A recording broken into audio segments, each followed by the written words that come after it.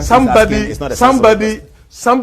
have have opportunity and you use our money. Now you go to the the Facebook and YouTube and stuff. You will know how the former President Mahama has used our money, and we know his pay. Where did he get the money to buy these houses for them? Because they are.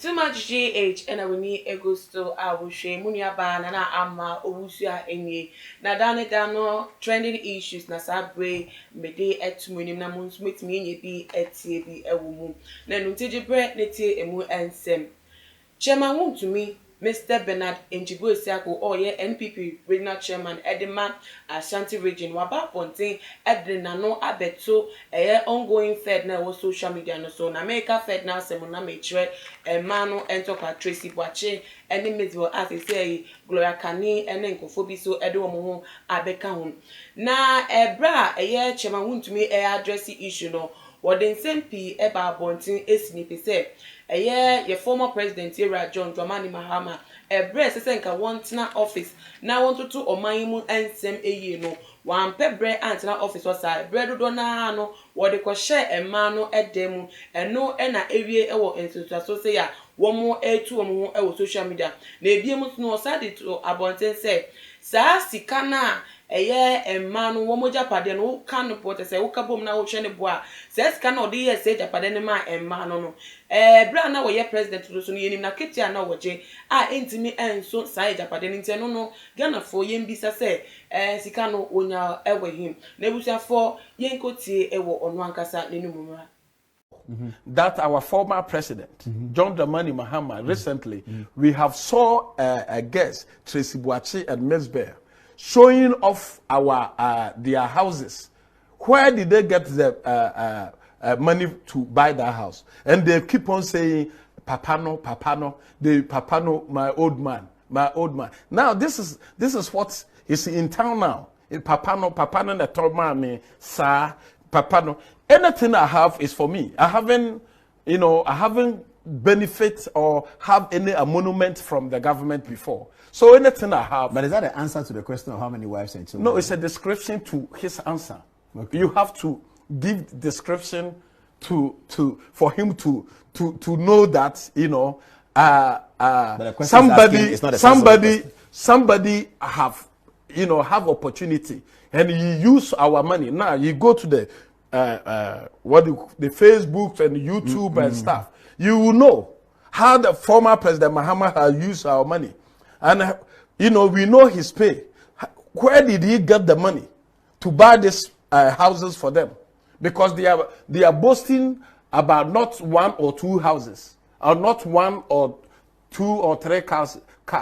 Where did he get it from? I mean, it's all speculation. I don't know about. No, I don't want to be involved in that. It's the truth. Yeah, and the fact. but it's the truth and the fact. If you want us to dive, we will dive in. No, I don't want to. And yes, if you want us to dive, we will dive in. Because they didn't mention anybody's name, but I've seen some of the videos. Do you know Kenny?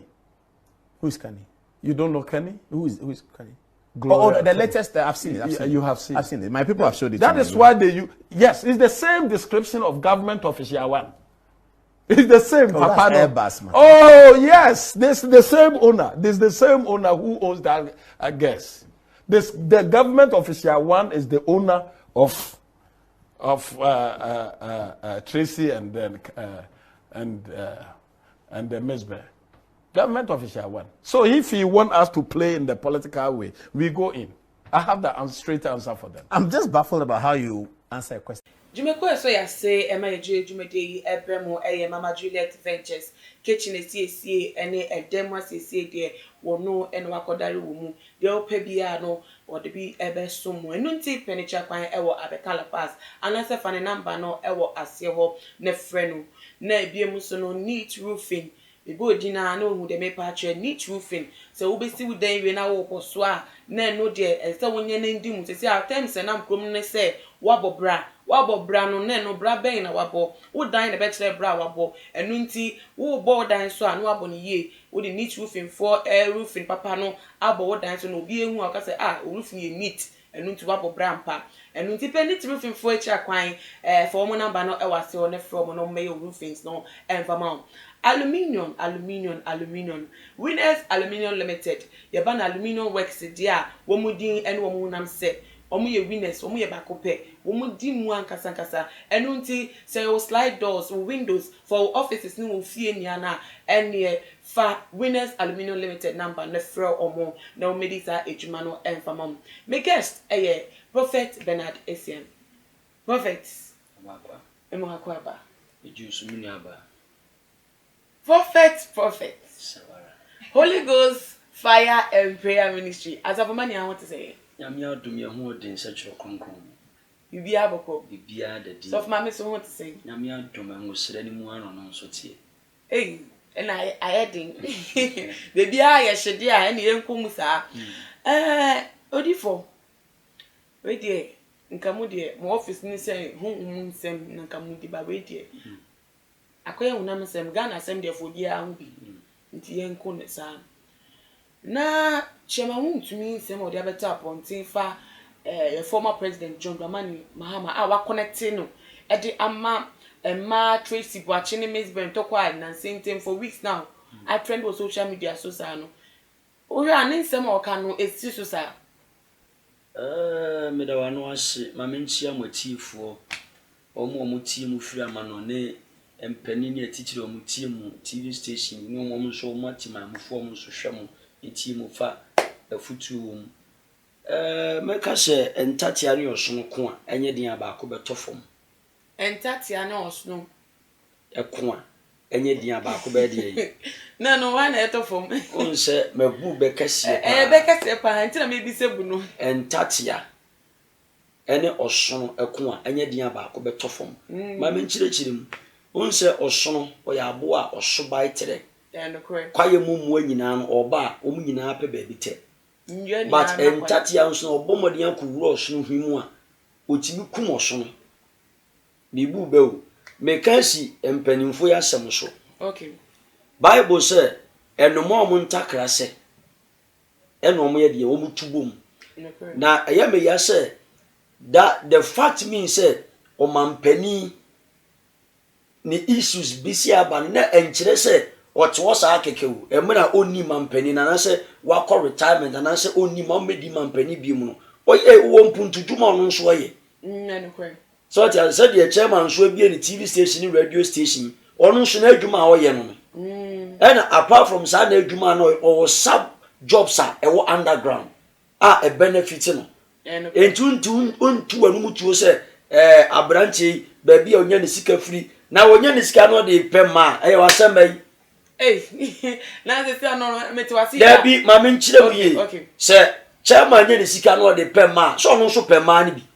so ati ase esumu nyuma oye ne bi ono ne de meda die enti na o ka chairman ho asem bato no de beda de bo se ebonko so ati ase but enye fese empanimfo atitire se na mo ho nsem eba out minim se eba out ase de omo feel asem mi hu se de omo si efa asem ne fa banka penny de medue mante so ati ase penny of your caliber de o se the youth are eba ni timi show so ebo bra bi etimi nya gina bra bi so ati ase na penny na nkasa otifie na sadu afa enkola ba de ene se enkola ndi so ati ase penny o se kaki pioto na nkola na ayiyi enwuma fa ho ba de aka oba pa ati ase oko kakra pa ebe ya semfufuro sa pepepe so ati ase enti for media baby omo mpanini aduru die eni baby omo dibia na awrade ni monyam bi odi ato omo so omo nhwe ne emfiri omo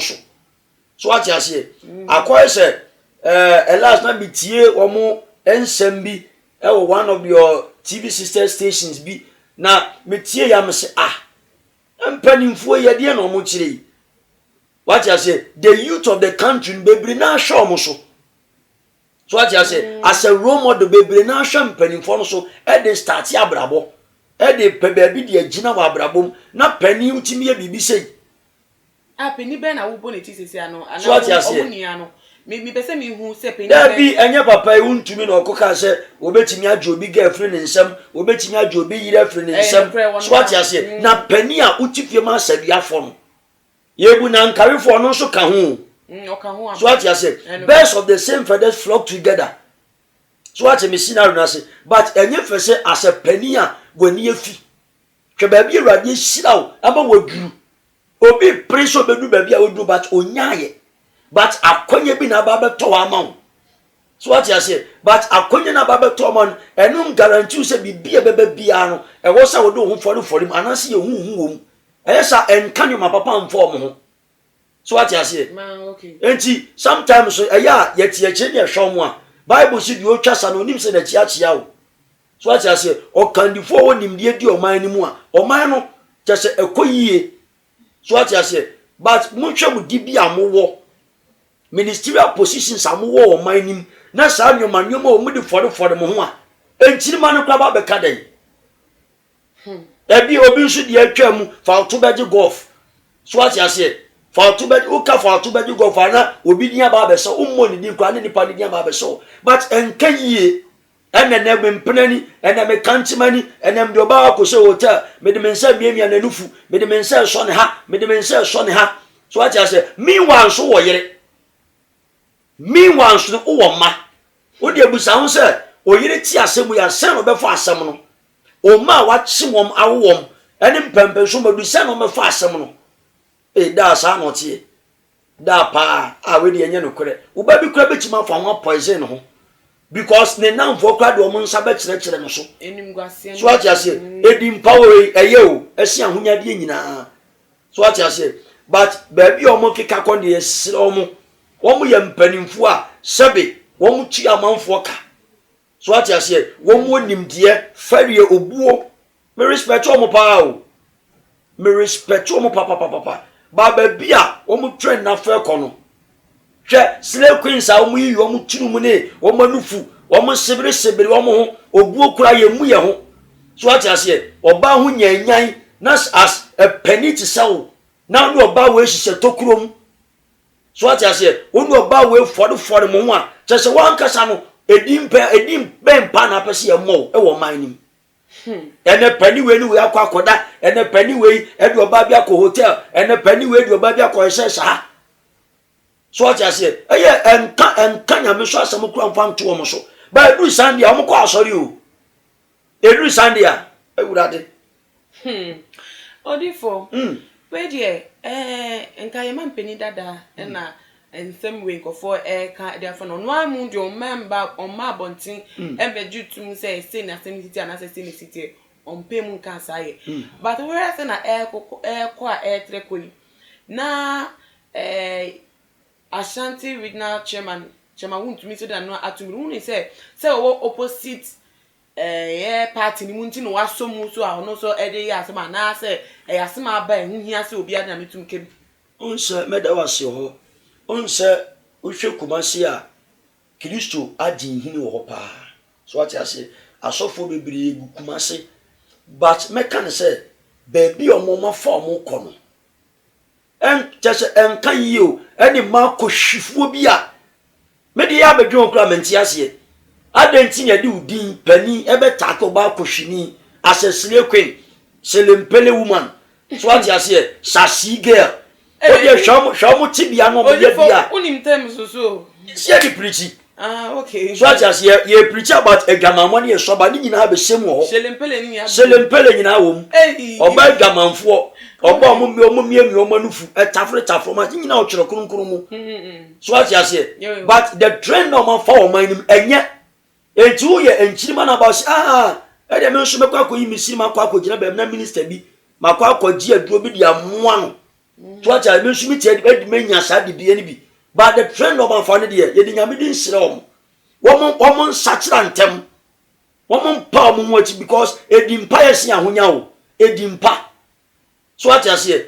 But the trend no man for mo kika kone de o mo kakosum de o twasa no onim se na chia wo de o twasa no but the trend no man for the youth of this country bebre na follow no o de Remesbury o boss 16 years anwum yi hwe nkwala yi wo mo man Ghana so what you say ebony so de beto aso hwe ema bodeja ene ma no funyina gu abonten onam kwa pioto kro nsa bi no bu ni panaska tinkitin bi so what you say but edru Sunday asa oba we be san kwa akodwa akotena nyame fie se me nsum Yehowa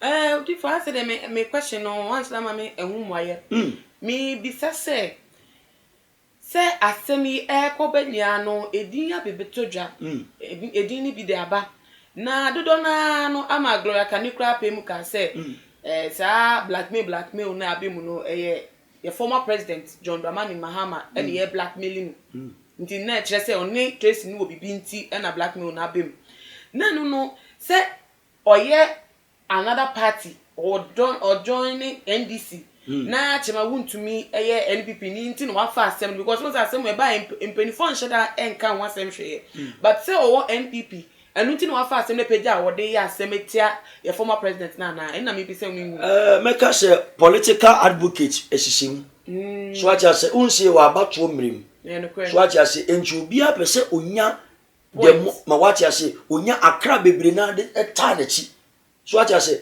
na me for me busa me say dia baba to ye papa Mahama so me nyini me unyini say no me nyini say ye papa no atinya ye ba susu ampa say ye papa na ye pa dia e ma no so ya kohwifo papa na oba no ba koda mo kwa koda mo ko security hotel mo koda ai ba bia mo koda say mutu kwan from my mo ko ba bia mo koda ye nim so what you say but adia ye wo kukua mu no so what you say empem agro de eti for mature ena oba se be man sha ka wani kwan so ne obema na aba no kompem makwa kwa esa di wo kukuam e wo se nkeka mu mienu mu ntem so what is going on so what you say ena ye ma mpani no ya dada yi what you say me nyini koda unji me dia me nyini enye problem but say chema wuntumi wo other party ma wo say wa ma asem so wo kanu na say ode tutu na edwumedie ko bedi say mampani wa aban mu no hwe se fata